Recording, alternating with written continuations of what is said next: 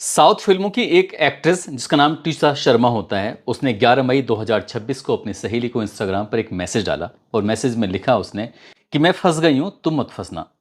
ज्यादा बात नहीं कर सकती, सही वक्त आएगा तो तब बात करूंगी। ये मैसेज उसने 11 मई 2026 को किया।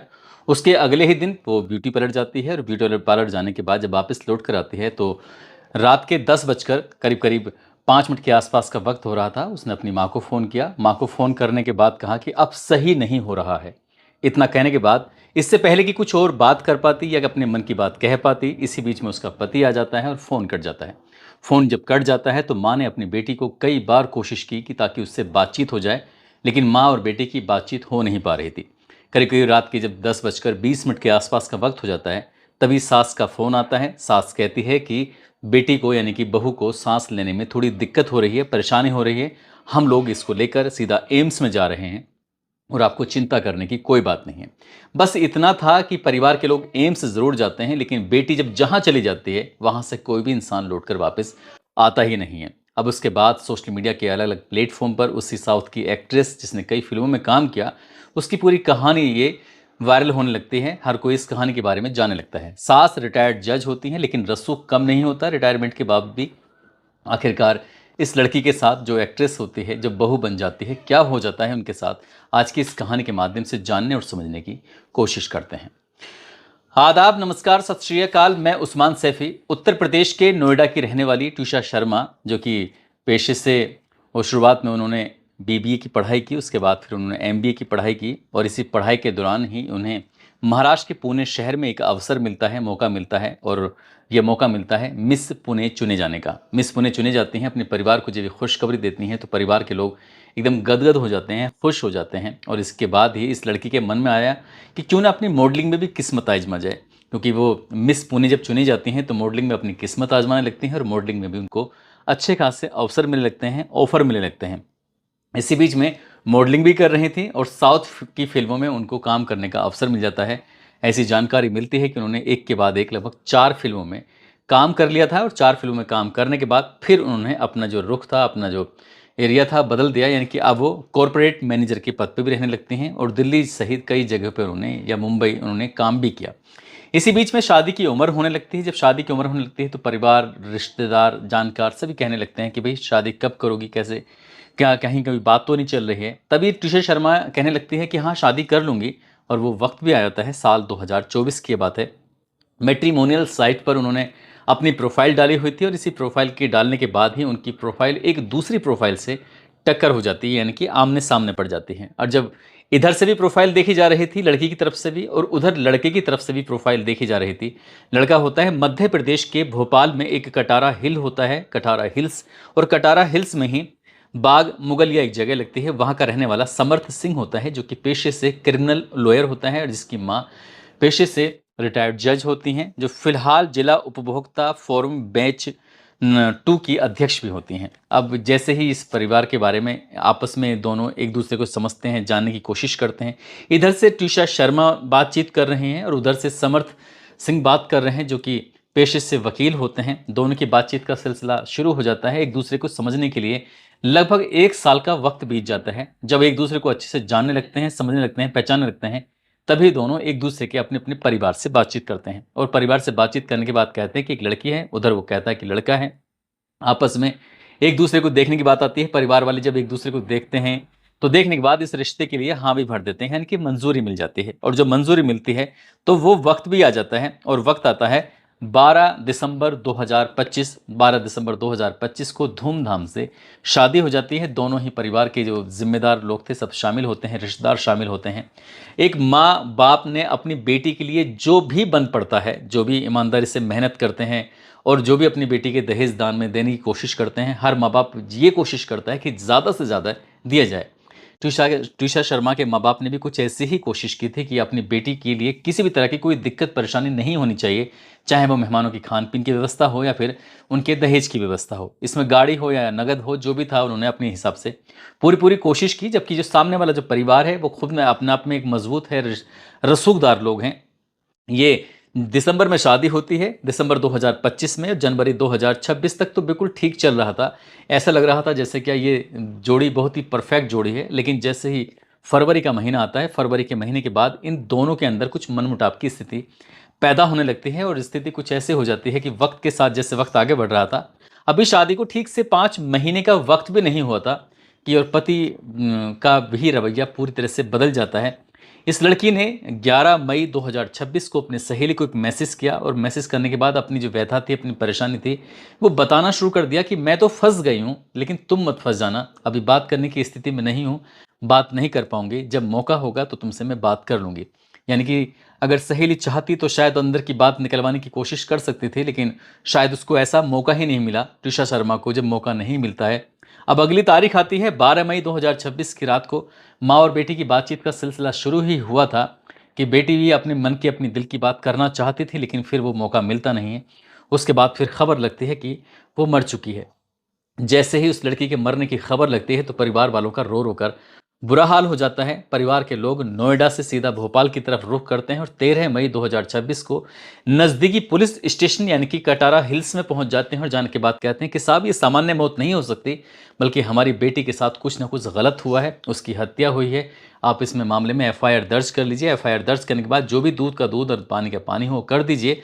जब परिवार वालों ने कई घंटे तक मशक्कत की, लेकिन पुलिस स्टेशन में उनकी कोई सुनवाई होती नहीं है। परिवार के लोग परेशान हो जाते हैं। हालांकि उन्होंने इस बीच में इंस्टाग्राम की जो चैट थी और भी कई सबूत थे वो दिखाने की कोशिश की, पूरी जानकारी देने की कोशिश की, लेकिन पुलिस ने शायद शुरुआत में इस मामले को उतना गंभीरता से नहीं लिया। और नहीं लेने की वजह ये भी बताई जाती है कि जो लड़का है उसके वो अच्छा खासा एक वकील है और उसकी जो माँ है वो रिटायर्ड जज है और भी वर्तमान में भी वो किसी अच्छे पद से भी जुड़े हुए हैं। जब परिवार के लोग, पुलिस वाले सुनते नहीं हैं, तब 15 मई 2026 को भोपाल के एम्स से पोस्टमार्टम की रिपोर्ट आ जाती है। पोस्टमार्टम की रिपोर्ट से पता चलता है कि फंदे पर लटकने से दम घुटने के कारण इस लड़की की मौत हुई है और इसमें एक बेल्ट का भी इस्तेमाल किया गया है। लेकिन पोस्टमार्टम की रिपोर्ट में उस बेल्ट को कोई आधार नहीं बनाया गया, उसको ज़रूरत महसूस नहीं समझा। लेकिन जब इस तरह की बात आती है तो फिर परिवार वालों के अंदर गुस्सा भर ही रहा था और उन्होंने साफ साफ इनकार कर दिया। उन्होंने माना ही नहीं कि ये पोस्टमार्टम की रिपोर्ट बिल्कुल सही है। उन्होंने कहा कि ये रिपोर्ट सही नहीं है। अब जब डेड बॉडी को सुपुर्द करने का नंबर आता है तो जो मायके वाले पक्ष के लोग होते हैं वो साफ साफ इनकार कर देते हैं कि ससुराल पक्ष को यानी कि दूल्हे को किसी भी कीमत पर इसका शव मिलना नहीं चाहिए। वो इस रिपोर्ट से संतुष्ट नहीं है। इसके बाद वो मध्य प्रदेश के मुख्यमंत्री के आवास के ठीक सामने ये 17 मई 2026 की दोपहर लगभग 1 बजे के आसपास बैठ जाते हैं और बैठकर फिर ये वहाँ पर अपनी बेटी के इंसाफ के लिए मांग करने लगते हैं। एक तरफ बेटी की इंसाफ की मांग कर रहे थे, इसी बीच में एक्स पर ये ट्रेंड करने लगता है जस्टिस फॉर ट्विसा। और जस्टिस फॉर ट्विसा के नाम से जब ये ट्रेंड करने लगता है, अब ये जो खबर थी अभी तक तो शायद भोपाल में या मध्य प्रदेश तक ही सीमित थी, लेकिन अब खबर ये पूरे देश भर में आग की तरह फैल जाती है कि एक पूर्व मॉडल जो कि फिल्मों में भी काम कर चुकी है, कॉरपोरेट जगत से भी वो जुड़ी हुई है, अच्छी खासी पढ़ी लिखी है, अच्छे खासे घर में वो गई थी, उस बहू की किसी ने हत्या कर दी। हत्या करने में अब किस किस का हाथ है, किसका नहीं है, बस इसी बात की निष्पक्ष जांच की मांग जब परिवार वाले करने लगते हैं तो फिर जनता का भी सपोर्ट इन परिवार को मिलना शुरू हो जाता है। शुरुआत में मुख्यमंत्री की तरफ से भी कोई ऐसी बात नहीं हो रही थी। दोपहर के 3 बज जाते हैं, लगभग 2.5-3 घंटे के बाद जब ये मामला ट्रेंड करने लगता है तो मध्य प्रदेश के मुख्यमंत्री ने अपने ओएसडी को भेजा, कहा कि परिवार वालों को अंदर बुलाइए, अंदर बुला के बातचीत करिए, वो क्या चाहते हैं उनसे बातचीत करने के बाद फिर आगे का रास्ता सुझाइए। जब इस तरह की बात आती है तो ओएसडी ने फिर मुख्यमंत्री के माध्यम से बातचीत की और बातचीत करने के बाद एफआईआर का भी आश्वासन दिया। एफआईआर दर्ज हो जाती है और जब एफआईआर दर्ज हो जाती है तो उनसे पूछा जाता है कि तुम क्या चाहते हो। तभी परिवार के लोग कहते हैं कि हमारी 3 मांगे हैं। पति की गिरफ्तारी होनी चाहिए, दिल्ली के एम्स में फिर से पोस्टमार्टम की रिपोर्ट होनी चाहिए। भोपाल के एम्स में जो पोस्टमार्टम की रिपोर्ट हुई है, हमें इस रिपोर्ट्स पर बिल्कुल भी भरोसा नहीं है। साथ ही जो भोपाल में केस दर्ज हुआ है, इस केस को ट्रांसफ़र करके आप या तो उत्तर प्रदेश में भेज दीजिए या फिर दिल्ली भेज दीजिए, क्योंकि हम लोग यहाँ से पैरवी नहीं कर सकते। पैरवी करेंगे तो हम वहाँ से करेंगे, क्योंकि ये रसूखदार व्यक्ति हैं, रसूखदार लोग हैं। ये केस की दिशा को और दशा को बिल्कुल पूरी तरह से मोड़ सकते हैं और जो बेटी को इंसाफ मिलने वाला होगा तो बेटी को कभी इंसाफ मिल नहीं पाएगा। इधर जो ट्विसा शर्मा की सास होती है, सास ने अग्रिम जमानत के लिए अप्लाई कर दिया था और जैसे अप्लाई करती हैं तो उनको जमानत मिल जाती है। और ये बात भी कहीं ना कहीं सोशल मीडिया पर बहुत तेजी के साथ वायरल हो जाती है, क्योंकि वो रिटायर्ड जज होती हैं और रिटायर्ड जज होने के साथ में उनको शायद इसका फायदा भी मिला था। इस तरह के परिवार के लोग आरोप लगाना शुरू कर देते हैं। लेकिन रिटायर्ड जज ने, जो अगर इसकी ट्विसा शर्मा की सास होती हैं, जिस तरह के इन्होंने अपना वहाँ पर पॉइंट रखे थे, उन्होंने कहा कि कुछ इस तरह की बातें थी जिससे कि सोशल मीडिया पर एक बार फिर से चर्चाओं का विषय बन जाता है। वो कहती हैं कि 9 दिसंबर 2025 से 12 मई 2026 तक ये ट्यूशा शर्मा करीब करीब 5 बार अपने मायके जाती हैं। मायके ही के साथ साथ वो और जगह भी जाती हैं। उनको नशा करने की बहुत बुरी तरह से आदत थी। अगर उन्हें नशा नहीं मिलता था ट्यूशा शर्मा को तो वो चिड़चिड़ी हो जाया करती थी, परेशान हो जाया करती थी, घर का माहौल एकदम से अजीब कर दिया करती थी। उन्होंने ये भी दावा किया कि वो लगभग 2 महीने की प्रेग्नेंट हो चुकी हैं। जब उनकी मौत हुई है वो 2 महीने की प्रेग्नेंट होती हैं।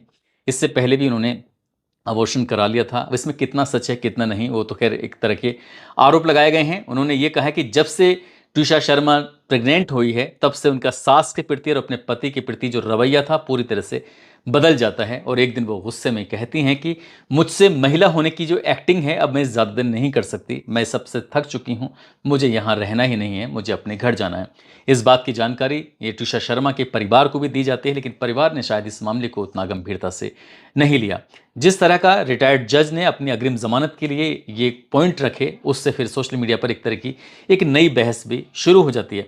फिलहाल इस मामले की जांच उच्च स्तरीय हो रही है, लेकिन एक और आरोप लगाया जाता है। वो कहती हैं कि 17 अप्रैल 2026 को फ्लाइट से ये भोपाल से सीधा दिल्ली पहुंचती हैं। दिल्ली इन जाने के बाद ये 18 अप्रैल 2026 को अपने मायके पहुंचती हैं। जब हमने इनसे पूछा कि तुम 12 घंटे कहाँ पर रहीं, किसके साथ रहीं, तो उसके बारे में उन्होंने कभी बातचीत करी ही नहीं, बताया ही नहीं कि वो कहाँ रहीं कहाँ नहीं रहीं।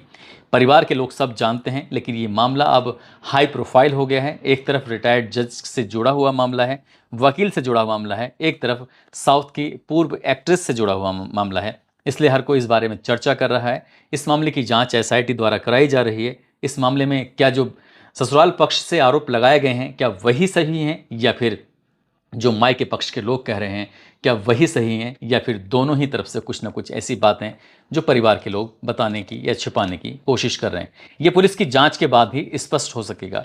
दोस्तों, इस पूरे घटनाक्रम को सुनाने का उद्देश्य किसी को परेशान करना नहीं है, किसी का दिल दुखाना नहीं है, बल्कि आपको जागरूक करना है, आपको सचेत करना है। और जाते जाते नूरुल होडा हैं, उनकी पत्नी है नस्बन खातून, इनकी शादी की सालगिरह है।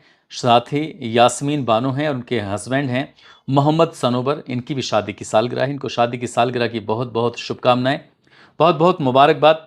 साथ ही सत्यवीर सिंह पूर्व विधानसभा अध्यक्ष हैं जो कि मैनपुरी उत्तर प्रदेश के रहने वाले हैं।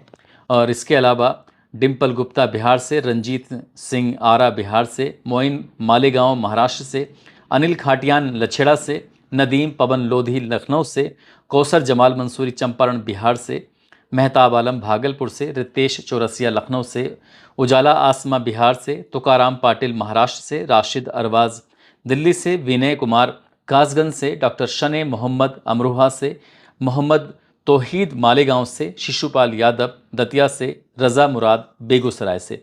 इन लोगों ने नाम लेने की अपील की है।